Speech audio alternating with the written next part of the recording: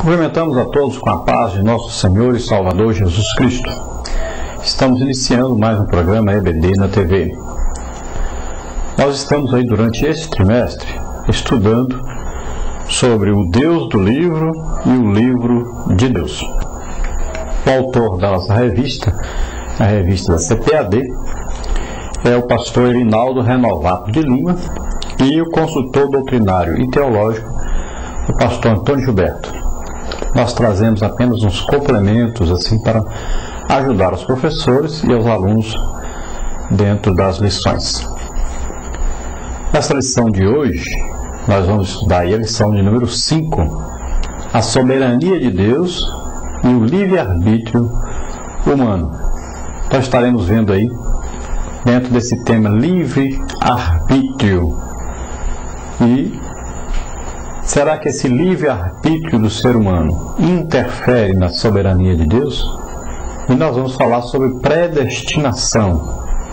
Predestinação, vamos ver aí se todos já nascem com um destino predestinado por Deus, ou se as pessoas nascem em pecado e, à medida que se arrependem e aceitam Jesus como Senhor e Salvador, estão predestinados à salvação, e aqueles que não aceitam Jesus como Senhor e Salvador, então estarão predestinados à perdição eterna, ao lago de fogo e enxofre, à condenação eterna. Então são duas linhas de pensamento, duas linhas de pensamentos teológicos que ocorrem aí entre as igrejas evangélicas. E é claro que existe uma outra linha que não é evangélica, que diz que Deus é muito bom, cheio de amor, de misericórdia, e vai salvar todos, até o diabo e os seus anjos, devido ao perdão e ao amor de Deus. Mas dentro da linha evangélica, nós temos que ver como analisar, qual o mais correto.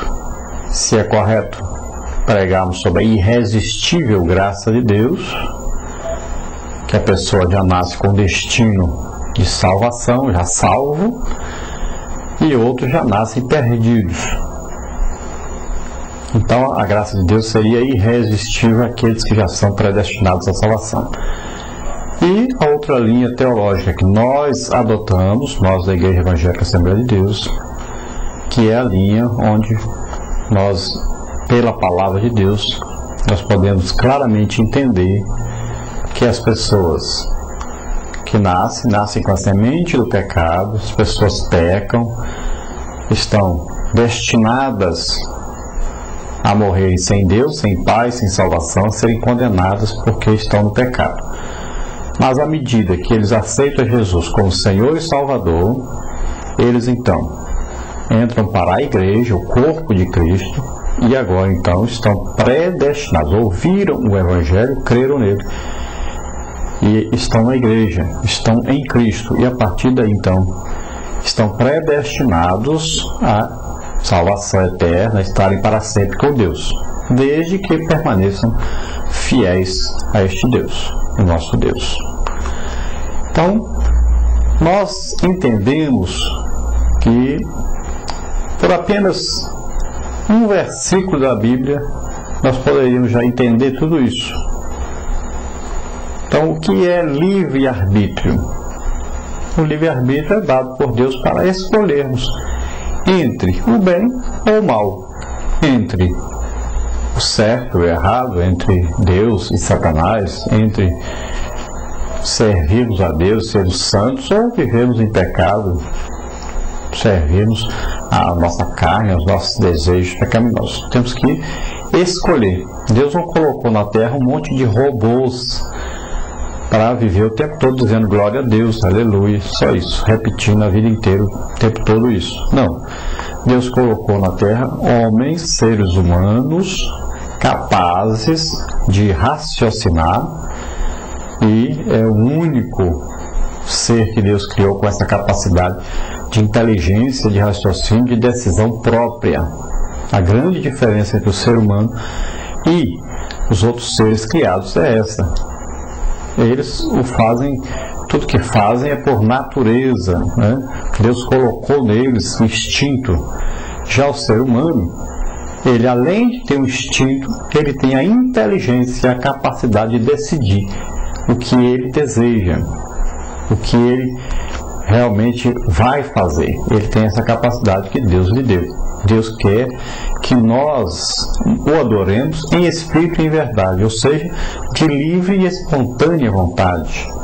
Ele quer que nós o sirvamos de livre e espontânea vontade. Deus não nos obrigará a segui-lo.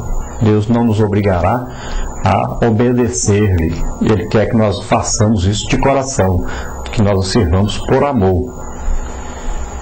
Quem obriga as pessoas a servi-lo, a fazer o que não querem, é Satanás. Deus não. Então nós temos o livre arbítrio para escolhermos obedecer, amar a Deus, ou servirmos ao pecado, à carne, e distanciarmos de Deus e vivermos sem Deus. Nós é que escolhemos isso. E isso não vai tornar Deus menos soberano ou mais soberano. Nós devemos entender que Deus, Ele fez essa escolha para nós. Ele nos deu essa capacidade. E o que é predestinação? A predestinação é dada por Deus aos que voluntariamente aceitaram a salvação em Cristo e desejam segui-la até o seu destino final. Qual o destino final dessa predestinação? O céu, a vida eterna. Então, desde que você aceitou Jesus como Senhor e Salvador, você tem um destino já. Esse destino está traçado, vai para o céu. Mas acontece que você precisa permanecer fiel a Deus.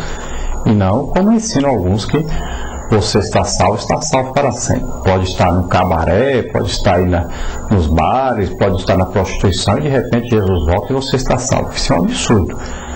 Deus é um Deus justo.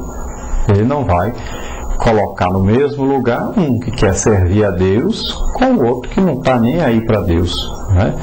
E que vive em pecado, na prática do pecado. Então, nós devemos prestar atenção que ensina a palavra de Deus e devemos obedecer a Deus e devemos estar em comunhão com Deus, né? Para podermos herdar essa vida eterna que Ele tem nos oferecido através de Jesus Cristo, seu Filho, morrendo por nós na cruz do Calvário. Bom, um versículo só deveria ser já suficiente. O versículo que as pessoas usam, né, para provar uma coisa, está tão claro outra coisa, né?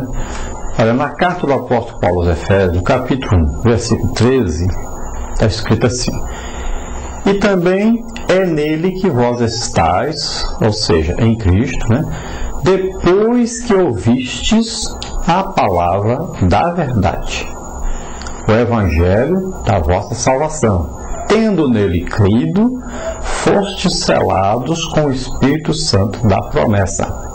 Diz assim: também é nele que vós estáis. Então, nós estamos em Cristo.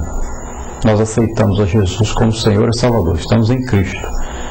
Quando que nós estamos em Cristo? O próprio versículo responde: depois que ouvistes a palavra da verdade.